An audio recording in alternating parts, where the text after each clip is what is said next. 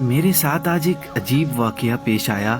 جب میں اپنی دکان پر تھا، میری دکان پر ایک شخص آیا۔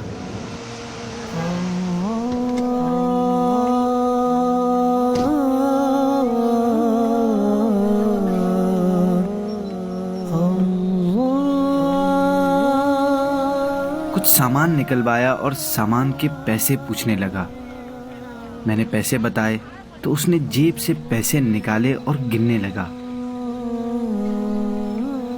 شاید اس کے پاس پیسے کم تھے۔ میری طرف شرمندگی سے دیکھنے لگا، پھر سامان میں سے ایک چیز واپس دیتے ہوئے بولا، یہ واپس رکھ لیں، میرے پاس پیسے کم ہیں۔ میں نے کہا، ایسے کیسے کم ہیں؟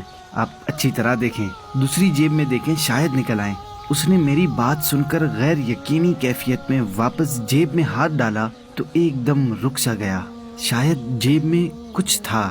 جب نکالا تو وہ 500 کا نوٹ تھا۔